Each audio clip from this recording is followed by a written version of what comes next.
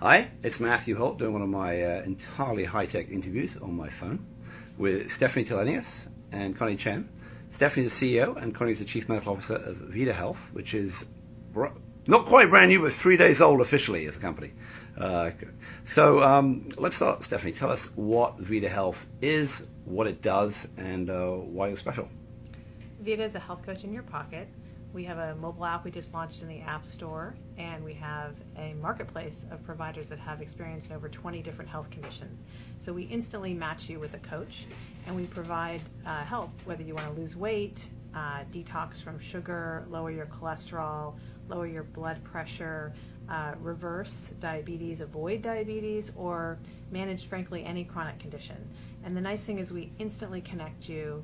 You're connected in an app with text and video. You feel supported. We connect to devices and to doctors, so we create an integrated system. We've got a platform on the back end that enables us to tailor and personalize the experience and create this marketplace of experts for you. Okay, so when you showed it to me in the past, it's been really quite an interesting piece because you both have a combination of text and video-based communication. Give me a sense about how in your early trials it's been used and what the most popular and where you're starting with the type of conditions and diseases. So we're seeing really high engagement.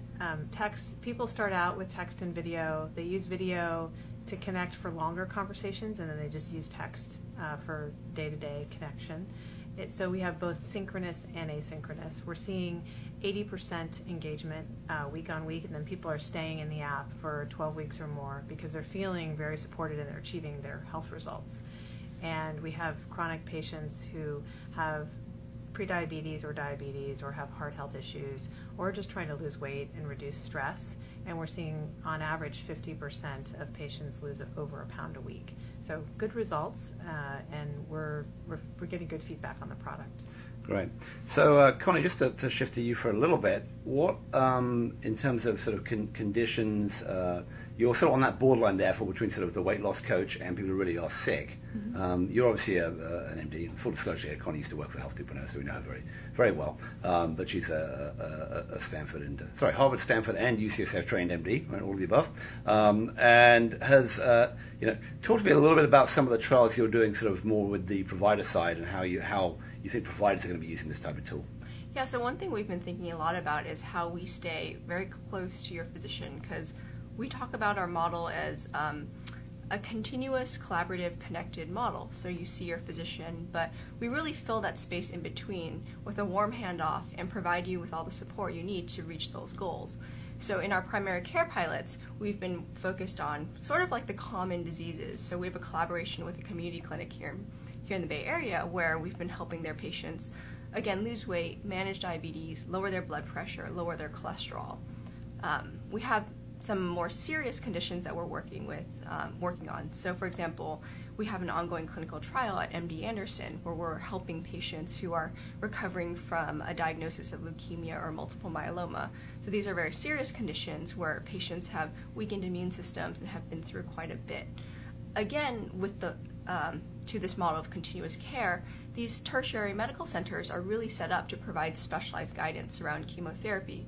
But their patients come from all over, so they're able to send their patients home, get them set up with a Vida coach, and have that 24/7 support that they really need in between visits. So is this coaching, so if you're in an enterprise model like you're doing with MD Anderson, something like that, are the coaches MD Anderson people, or are they using people in your network?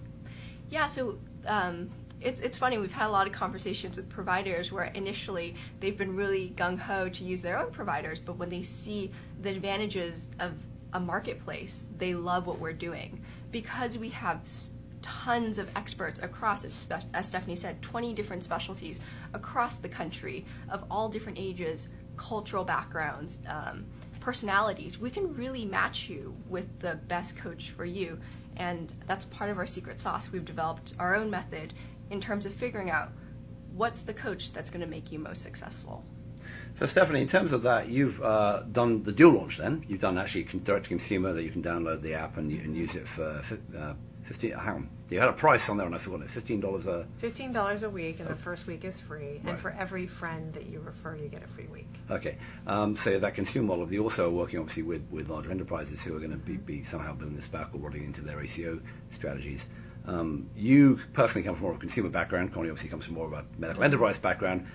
Is that how it worked out, or are you just testing the waters for both, or what do you think the future of the app will be? Yeah, we're doing both because we actually think that the way to change healthcare is to do both. So we're igniting the consumer and empowering the consumer because the consumer really needs to be in charge. That's really the future of healthcare. But also employers pay for a lot of healthcare, and we're enabling employers to offer this service to their employees. And then providers also are trying to manage readmissions, and as we move to a value-based care model, they really care as well. So everyone in the ecosystem has the incentives, and everybody wants to find a way to lower costs and improve outcomes. And so it makes sense to partner across all three. I have experience building marketplaces and platforms for both B2C and B2B. So I've had experience building ecosystems both at eBay, PayPal, and Google. And so I've looked at sort of the consumer pull and the employee push, and I think you need both. And so we're testing both simultaneously, and it's working. So tell me a bit more about how that marketplace works now. So if I'm a nutritionist, a therapist, a nurse practitioner, or a doctor, and I want to get involved, what do I actually have to do? You have to apply. And we have a very rigorous process. So we've only accepted, I think, 1% of applicants at this point. We developed this process with guidance from various folks, UCSF, et cetera. And you have to apply. We look at your resume and your background, obviously. We have you do a case study. We interview you. So it's a pretty rigorous process. And then in terms of the actual startup on the marketplace, what does my experience look like as a Well, we have a training process as well. So we spend quite a bit of time investigating, what's the best. We tested multiple models of how to train people. So you're not quite so much an open market, you're a market platform for those people, but it's a curated marketplace. It is a platform, and it is open, anybody can apply, but it's curated, and we're vetting. I mean, just like Uber would vet drivers, we vet coaches. I think we have to be. Hopefully, we're a bit more vetting than Uber would vet their drivers. I was going to say just like that in a simplistic sense, but we have to take it to the next level because we're HIPAA compliant, and we have to really we have diabetes educators that have 20 years of diabetes experience, right? So we're really being thoughtful about who we have on our platform.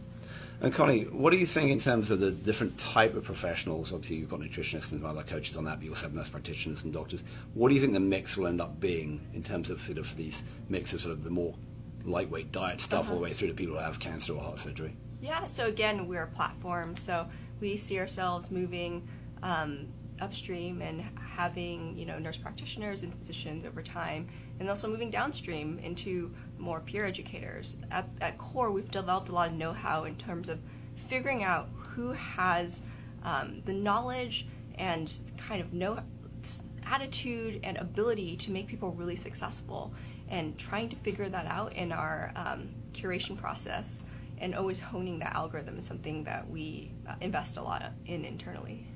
And Stephanie, sort of the last part of this is, you guys just launched the RECO conference, which is a tech conference. We were kind of kidding around about other healthcare conferences, and you'll be on Health to Grow in the future, I know. But give me, there are a lot of people doing video visits. There are people doing, these questionnaire-based interactions. There are some people doing some of the sites started adding online coaching. We have both Lose It and MyFitnessPal announced that they were going to be doing that at Health 2.0. So are you better because your technology is better? Are you better because your network's better? Why is Vida Health going to succeed? Well, I think we're pretty unique in the following ways. First of all, we're 24/7, and we're on demand. So we've created a marketplace model that enables us to be on demand. We have professionals across the nation with over 20 different, experience in over 20 different conditions, and we can just expand from there. We also have an enterprise care platform. So on the back end, the unique technology that we have, we're sort of like a CRM for healthcare.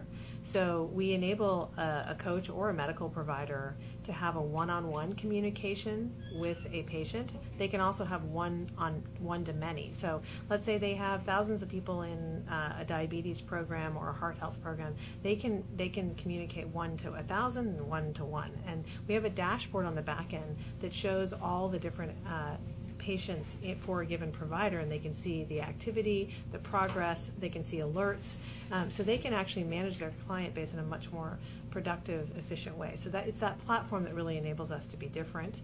And then the other thing on the consumer front end is we're combining all these things in one place. So we're giving you text and video support, but we're integrating the provider, we're integrating with the doctor and the device. So you've got everything in one place, a continuous care model. And this is really important because we think in the future of healthcare, you're going to have your genomics, your phenotypic, your behavior data, everything in the cloud, biometric data, all in one place, and you're going to have this expert health team that's helping you. It's no longer going to be that annual visit.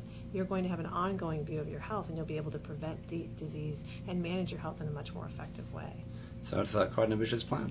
I've been talking with Stephanie Tilenius, the CEO, and Connie Chen, the Chief Medical Officer of Vida Health. I would say brand new, but now 3 days old. You're almost old hat. Company in the health coaching and virtual care and virtual CRM platform space that you just told us. So looking forward to seeing how you guys develop, and good luck.